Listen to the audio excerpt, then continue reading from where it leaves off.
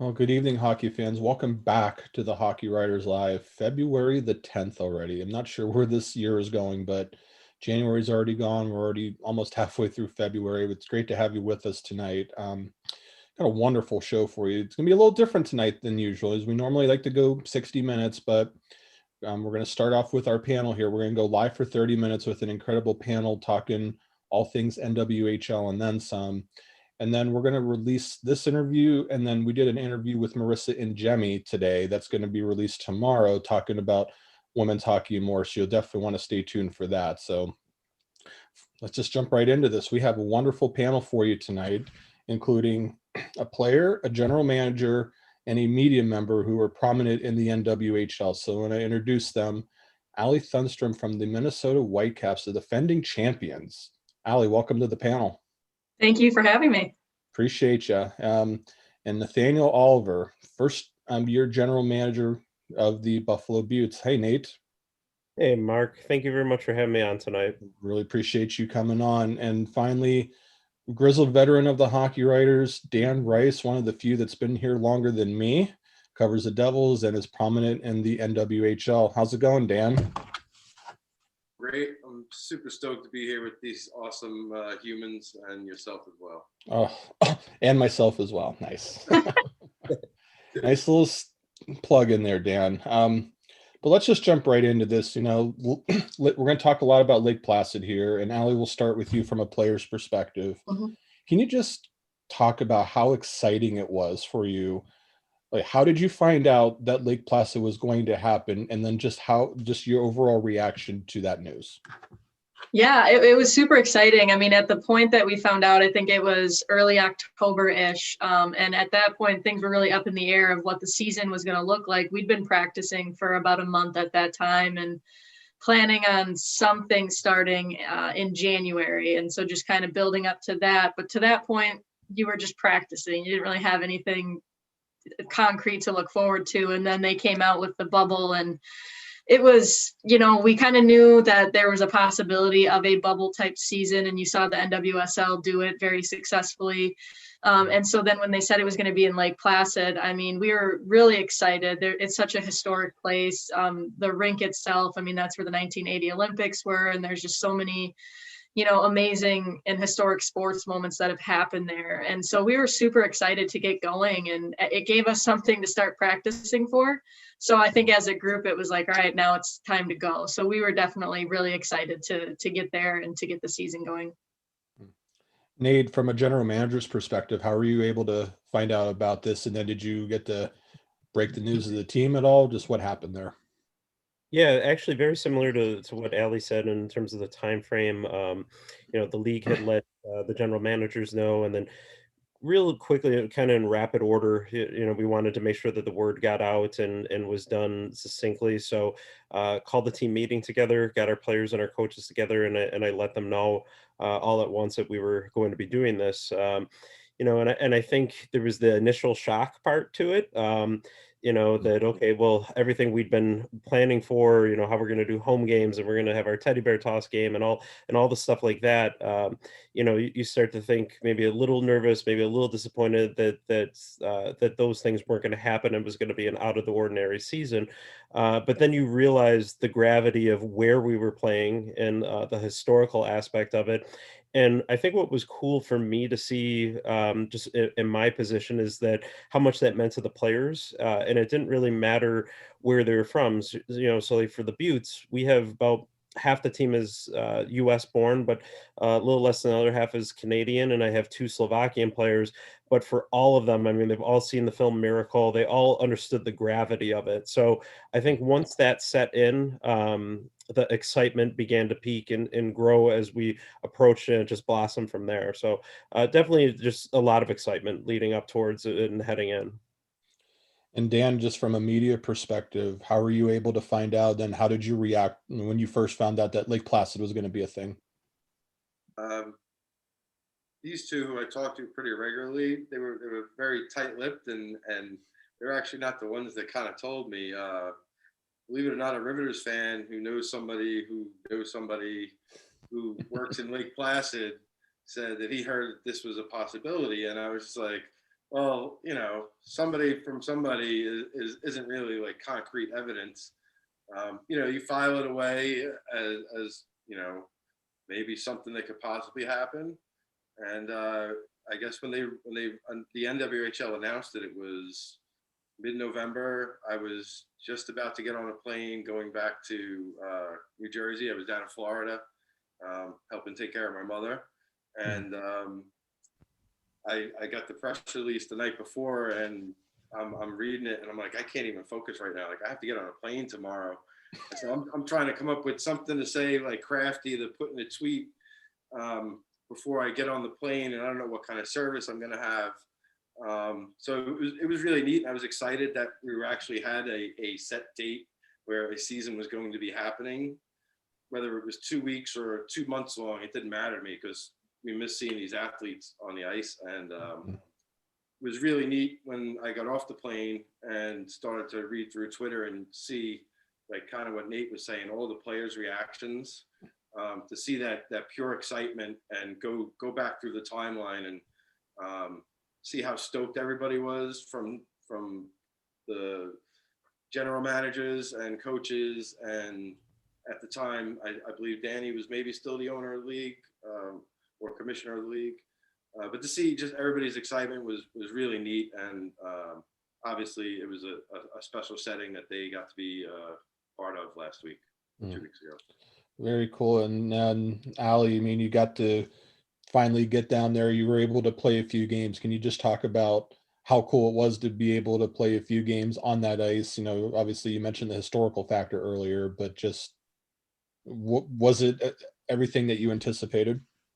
Yeah, for sure. I mean, kind of like what Nate said, going into it ahead of time, we were excited to have a season and excited to be going. But in the back, it was like we were really disappointed to not be able to play at Tria and play in front of our fans. Like, that's one of the best parts about being a Whitecap, is our home games and just the incredible fans that we do have. And so that was a component that we knew going into it was going to be different. There was going to be nobody in the building, and what was that going to be like? But I think that the NWHL and everybody did a really great job, the fan cutouts and how everything went. The second we stepped on the ice, there was just a ton of excitement. You were so happy to be there, so happy to play in a real game. I mean, it had been almost a year since we had played in a competitive hockey game against somebody other than ourselves. And so I think that component added into the historical factor, and everything else just was really special to step on that ice for the first time. And then there were a lot of unique features that we didn't know about going into it, like the lavender neutral zone and the goalposts and things like that. And it was just little finishing touches that just kind of made it seem really special. And again, since we hadn't played in so long, it was really awesome just to be back on the ice and playing against someone again. Yeah, just in a quick follow-up to that, how you didn't play in a year, so Yeah. I know NHL players had to, improvise and do stuff to stay ready. What did you do to stay ready and to be ready for this moment? Yeah, I mean, it was difficult, and especially in the state of Minnesota. I mean, there were 2 different periods of time. The first time, most of the country was under kind of a similar lockdown type thing, where none of our arenas were open, none of our gyms were open. Luckily, at that point, it was in the spring and summer months, so you could get outside and rollerblade. Or I did a lot of that. I have a speed skating background, so I would get on my inline skates and go do sprints and go for inlines at least a few times a week and try to stick handle and just keep that going. But you couldn't get on the ice at all. And in the event that you could, it was in very small groups. So, finally in about July-ish, we were able to start getting on the ice as a group. And then we had another shutdown that was actually from mid-November, right around Thanksgiving, into mid-December, where the whole state of Minnesota, all arenas, everything were closed down. So, I mean, that's right in the bulk of when we're gearing up to go to Lake Placid. So it was definitely unique circumstances around that. And we just tried to, at that point, watch a video from last season to kind of prepare for what we'd be looking at and trying to get on the same page. But the training component was definitely difficult. But it was just, a lot of building backyard gyms and doing things as much as you could do outside. And luckily in Minnesota, you can go out and skate on a lake. Like, I skated out on a lake a few times just to get my legs moving and do that. So Yeah, it was a unique year, but I think there was so much excitement that, hey, in a month we're going to play an actual game, that you just did whatever you could to make it work. Yeah, most definitely. And Nate, I mean, from a general manager's perspective, you get on the ground in Lake Placid and you see your team out there and performing. Just what were your emotions like, and just your personal experience of being able to see your team play up there? Mark, extremely proud. That was the first thing that really dawned on me. I mean, it's something to see that, we had been working together going back since May, just with Zoom meetings, summer training regiments that we'd given our players, just some team building, team bonding things that we did virtually and everything like that. So you think about that going back from May through the whole summer. And as like Allie was saying, it's for some of my players. We had one player on the team that I don't think had played a game in like a real game in 2 years, and I don't care how much prep work we try to do. Like we certainly did blue and blacks, Beauts blue and black scrimmages as a team before we departed and things like that. But it doesn't replace what an actual game is all about. So when I thought of all of that and then just seeing them out there on the ice, and just knowing the hurdles that they had to go to. I mean, let's face it, here we were playing hockey in a pandemic.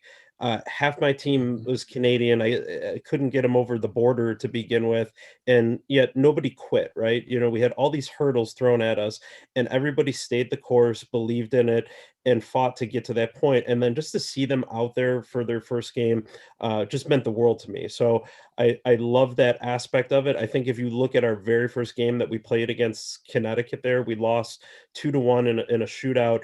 And you could see the difference between that game and our last game, that we were very nervous that first game, very jittery, because it was an actual game, right? And it's on Twitch and with all the bells and whistles, and the NWHL did a beautiful job with the presentation of it. But I think once we got that first game under our belts, and maybe the other teams felt it as well too, you started to fall into a rhythm and got calmer. But from my perspective, I was just super proud of seeing our players out there and seeing all of their hard work come to fruition. Mm. And unfortunately, all that came to a crashing halt. And Dan, I'll start with you here. Just, you found out about Lake Placid and how great it was and the reaction, but now the opposite side is you find out that they're going to cancel the season. So how were you able to find out for it? And just how could you not feel just bad for the way that everything ended? Yeah, having relationships with players like Allie and players or other people like Nate. You talk to people, and at first it was okay. Connecticut's just leaving, and already the Riveters had left a week earlier. But then you start to hear chatter that more and more sounds like the whole thing is going to get shut down because everybody's getting sick. My reaction was I'm just gutted for everybody, for the players, for people like Nate that work so hard behind the scenes to get this all together. And as he said, the presentation was awesome. The deal with Twitch is fantabulous. And they were about to have the games on NBC SN, and that was the biggest blow, because it was like the day before. You were so close to players like Allie, players like Kaylee Fratkin and Dempsey and Packer, who have been in the league since day one. To have that carrot almost in front of their faces and have it yanked away because of COVID just sucks. Like, there's no other way to put it. It's terrible, and you just hope that everybody is healthy and safe. That's the most important thing. But you obviously feel bad that they weren't able to play those games and get that exposure that they deserve. That's well said. They deserve the exposure and everything. And I know in the future, with Twitch and NBCSN and others, I mean, hopefully they'll get the exposure that they deserve with that. So, Allie, can you just kind of walk us through the experience from that perspective? There's always the chatter, but then the moment that you found out that this actually was coming to a halt, like, how did you find out? And then walk us through what happened after that from your perspective. Yeah, it was disappointing, to say the least. Our team was this is the second year in a row that, last year we were 12 hours from hopping on a plane to Boston to play the championship when, Rudy Gobert tested positive in the NBA, and it kind of put a halt on all professional sports at that point. And then now fast forward a year, we were super excited with the position that we were in. Our team had come out and played awesome. We were getting scoring from everyone. Our rookies were playing great. Our goalies were playing great. We felt really good going into it. And then the excitement of being on NBC Sports, and everybody was just so excited about that. And then within, 12 hours, again, we get a message from our coaches after they were on a call and said, hey, can we do a quick Zoom meeting? So actually our coach texted and was like, can you set this up, whatever. So we did. And that's when she kind of told us what had happened on the call, and that they decided, Orta came in the league and decided that it wasn't trending in the right direction, and we kind of needed to put a pause on it. And it was shocking, to say the least. It felt like we had gotten all the way to that point, and for it just to kind of come out from underneath our feet again. And so we just kind of, talked about it as a team a little bit, digested it. And then from there, it was figuring out how to get home. We were the only team that had to fly there. So, we didn't have, I don't want to say the luxury, because it certainly isn't, but we didn't have the ability to hop on a bus and just bus back to Minnesota. That's quite a ways. So there was a lot of behind the scenes, working on getting our team's flights changed. And then of course, getting ground transportation from Lake Placid, which is not the easiest place to travel to, down to Hartford, Connecticut, for where we were flying out of. So it was a mix of emotions at that point, because it was just a roller coaster. You were on this high, like in 24 hours, we're playing on NBC Sports. What an incredible opportunity, playing for the Isabel Cup. And then the next second, you're frantically figuring out how you're going to get home from here and what happens next. So. Nate, what about from a management perspective and learning the news and having to break it to the team? Just walk us through how that worked out. Yeah, for sure, Mark. And it was actually very similar to what Allie had said. I think, I was on that call that she referenced, with the GMs and the coaches when it was let known to us, and it's exactly that. You start thinking, okay, there's the disappointment aspect of it, and I would be lying if I said it wasn't a gut punch, because it's hard. I just spoke about all the months of prep work and everything like that leading up to it, and you get there and you're on this historic stage and you're having fun, and then you get the rug pulled out from under you. And I don't think any of us could have been fully prepared for that. Maybe in the back of our minds, that it's always a possibility in this day and age with what we're seeing in sports and how COVID is impacting it. But it's a lot different once it becomes a reality. So there was that hard part of it, and just thinking, oh great, how do I do this? How do I tell our players this in a way that they're not shattered, they're not, they don't feel the same gut punch that I'm feeling right now. So you have to take that into consideration and think carefully how you're going to word it, and make sure that everybody's okay. And then your mind immediately jumps from that to, okay, the logistical aspects of it. How do I get everybody home and get everybody home safely? When do we leave? When do we get meals in? Everything like that. So it was one of those things where I had a brief moment where I felt a lot of emotion, but then you don't have, you're not able to just sit idle, right? You have to act on it and make sure that everybody's taken care of. So it really just was a change of direction while still being at a very high speed of proceeding. So it was tough. And, we got back, that Thursday evening, and, there's not really, you don't feel a lot of closure to it on an emotional level, especially not in the midst of a pandemic. Especially if a player is upset, you want to be able to give them a hug or a pat on the back, and you just can't do that as a team right now. So there's that human element of it that makes this really tough. But what I said to our players, and I believe sincerely, is that it doesn't change any of the positives that we got out of Lake Placid and the efforts that we put in there. None of those are they're not lessened or diminished, and it doesn't take away from anything like that. I'm still extremely proud of my team. I mean, I posted on social media and whatnot, but they got me my first win as a general manager, and without any exaggeration, that's one of the top 5 best moments of my life. Mm, I have them to thank for that. So none of those things diminish or disappear. It's just it's just sometimes bad things just happen, and it comes down to how well you can walk through the fire. mm. Hey, Wow, D'Amico, very well do you said. have the puck? What's that? Do you have the puck? I do not have the puck. Actually, the puck is with our goaltender Carly Jackson, who got her first win. So I thought that was more fair. You cut it in half. Yeah, we cut it in half, right? Like, who was it? Was it Connor McDavid, somebody that actually, like, during practice hit a puck so hard that it actually split in half? Probably. I wouldn't be surprised. So kind of like that, Nate gets one and Carly gets the other Yeah. part. I've seen it happen once at a Beauts practice. I saw a puck split in half. It's a rarity. Still certainly possible. Just going to do a quick reset here, about 20 after 8.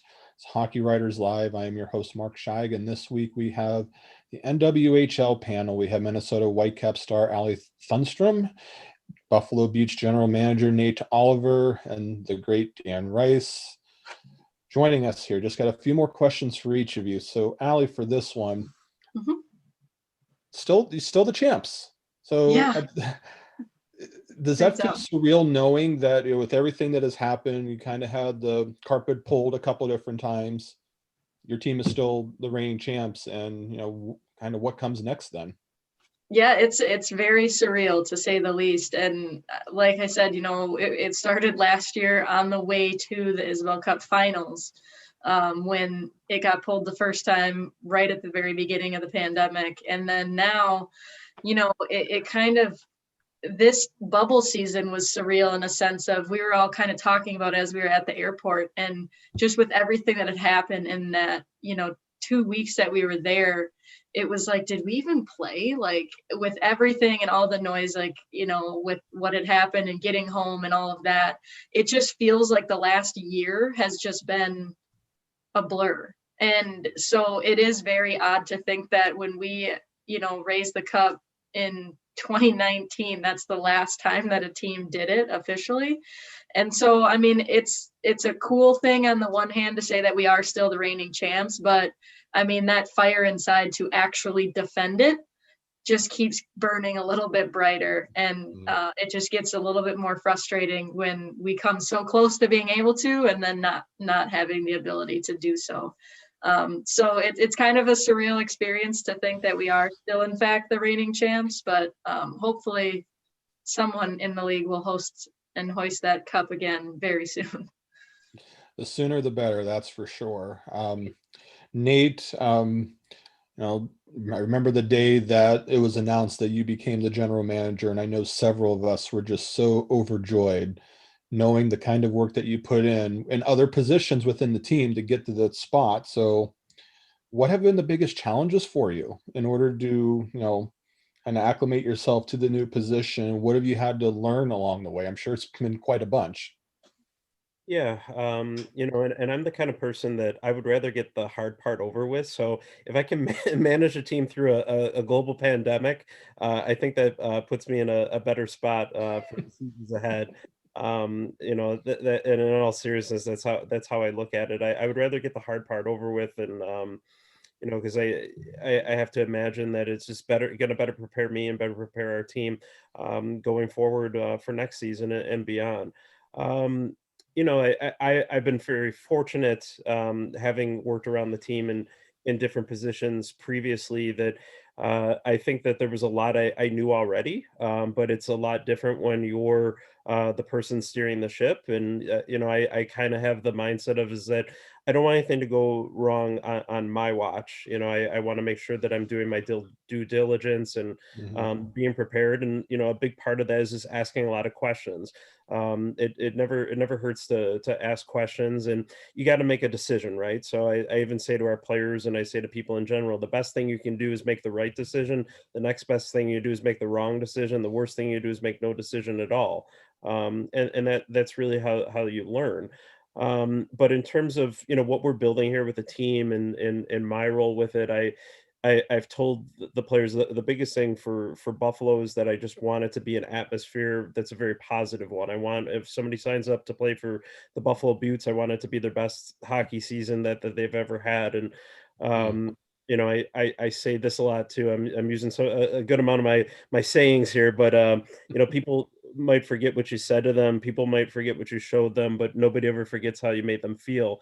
And I believe that to the utmost. And one thing that I think I can hang my hat on is that for each of the players that suited up for the Buttes this season, each of my staff members, is that they all felt welcomed and appreciated, and their work here was valued. And that's only going to bode well for us going forward. So I think a lot of it is just having established the building blocks from this first season, laying the foundation, and realizing and acknowledging that it's a strong one to better us for seasons ahead, if that makes sense.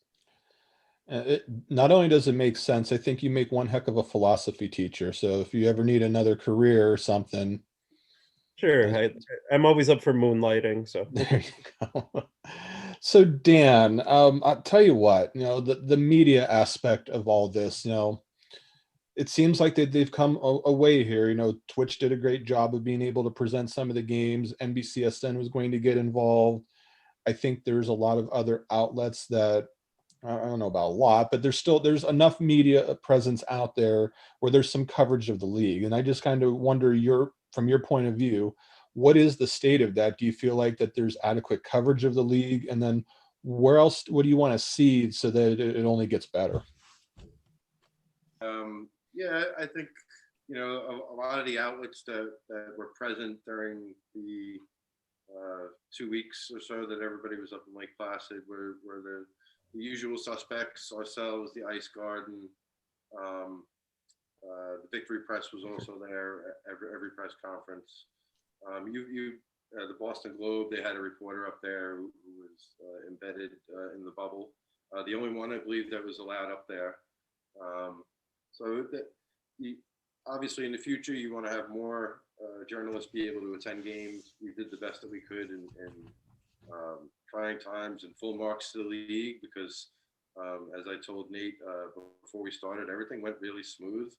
I wasn't sure what to expect. I was maybe expecting some issues here and there, but we had no issues as far as that was concerned. If you needed to talk to a player at any point, they were made available, and all that stuff was great.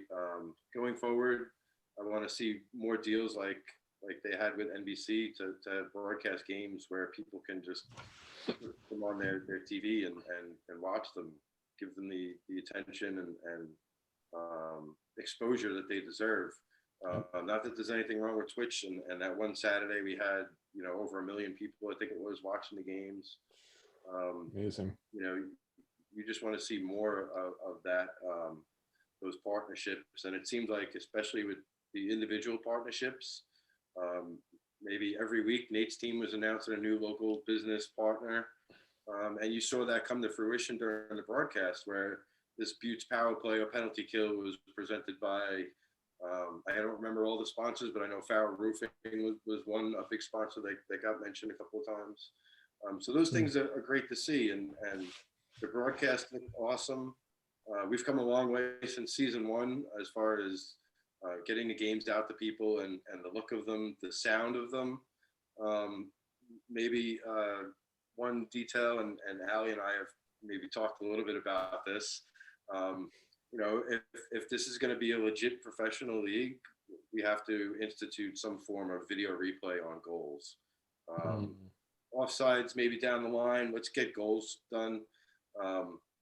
I've said I'll volunteer to do the job. I mean, we need to get these things right.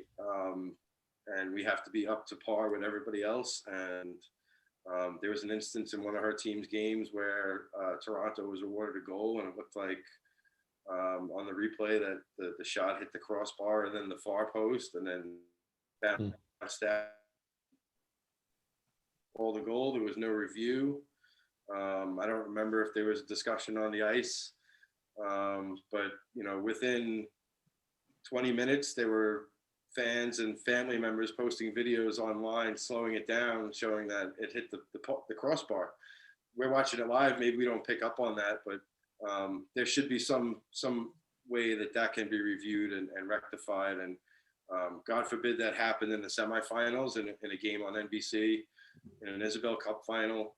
In the past, we've had some occurrences in playoff games where maybe things needed to be reviewed and they weren't. And going back to the first season, there was a question of a hand on the puck, hand over the puck in the crease, and Boston got a penalty shot out of that in overtime, nonetheless, and won the game. So that's, if I'm a player that's not able to be reviewed, that's a tough pill for me to swallow. So that'd be something that I would really like to see going forward, especially if we're going to have games broadcast on national cable channels.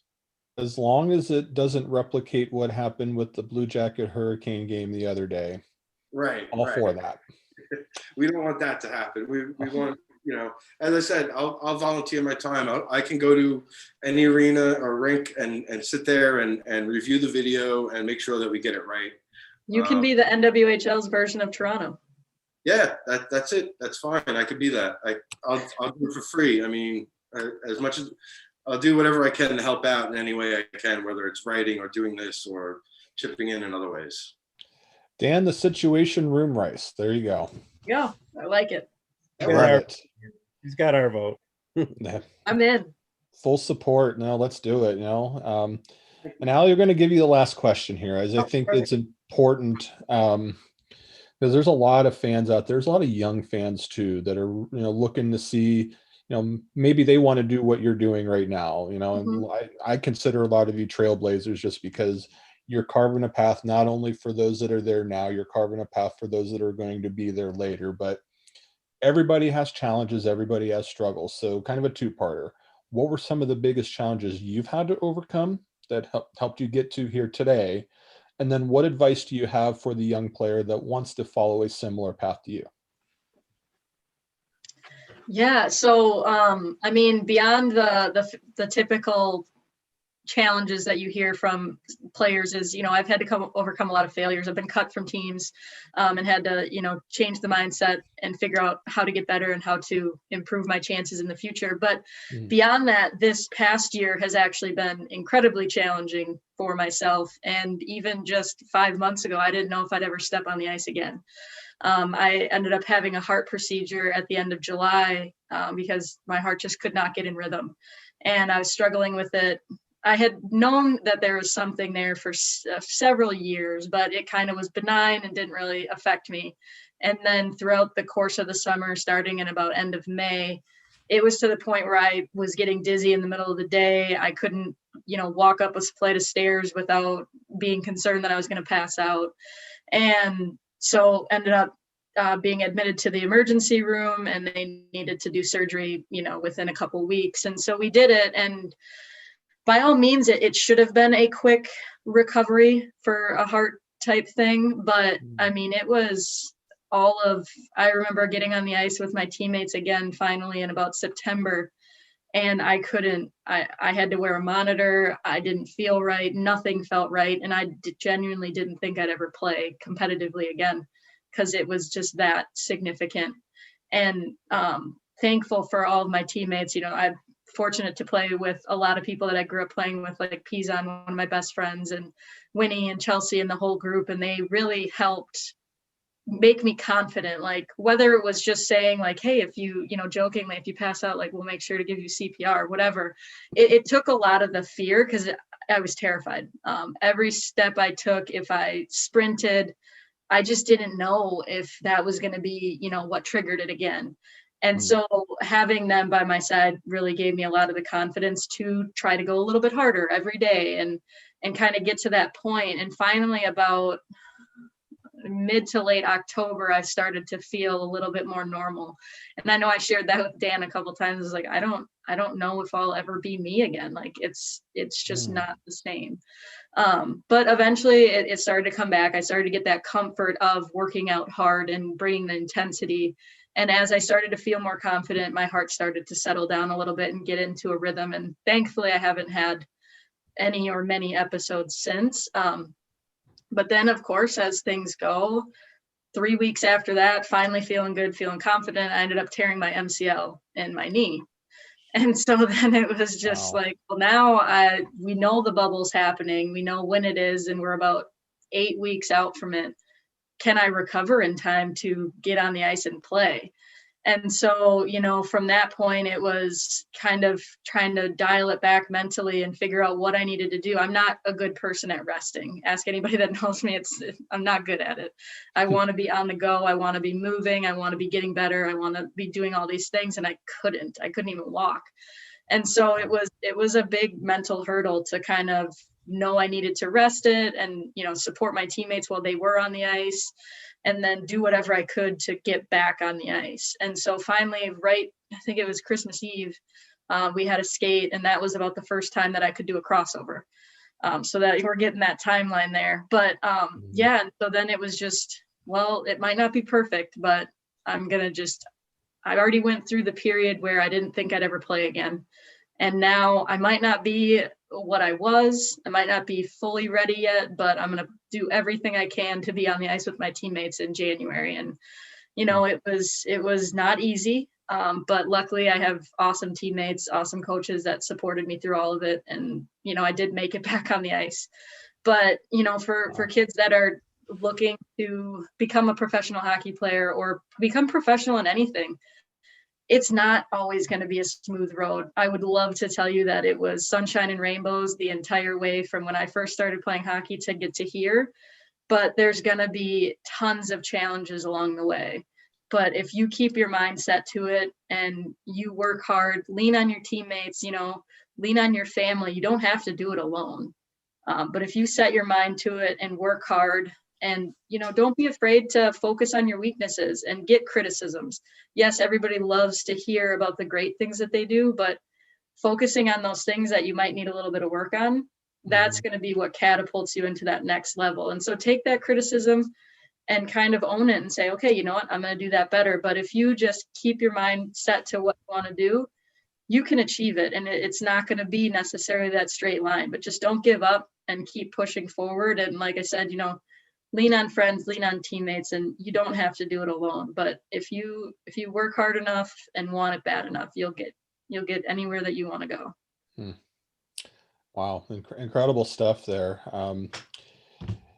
Perfect time to end the show with that. Allie, Nate, Dan, thank you so much for all of your time. Your hard work is definitely noticed, and with everything that you do. And I'll promise you this, this show goes once a week, usually on Wednesday. Now, I know hopefully we'll get a season, in due time where we get to kind of come back to normal. But the NWHL always is going to have a place on this show. We want to make sure that the league is amplified, the players are amplified. We want to get what's due. And, just hearing your story now, knowing Nate, knowing Dan the way that I do, knowing where their heart is at, I promise that this space right here, there's going to be plenty of you guys, and anybody, you guys are all welcome to come back anytime. We want to do what we can to help get the word out, especially with, just everything that's going on. So all three of you, thank you so much for taking the time to join us tonight. Thank you. Thank you, Mark. Yeah. And so in the future, fans, don't miss interviews like this. Hit that like button on Facebook. Make sure you subscribe on YouTube. You will not miss a thing. This interview will be posted tomorrow, as well as the one with Melissa and Jemmy talking about women's hockey. So stay tuned for that. We'll be back next week, same time. Hope you have a good night. Stay safe, and we'll talk to you again soon.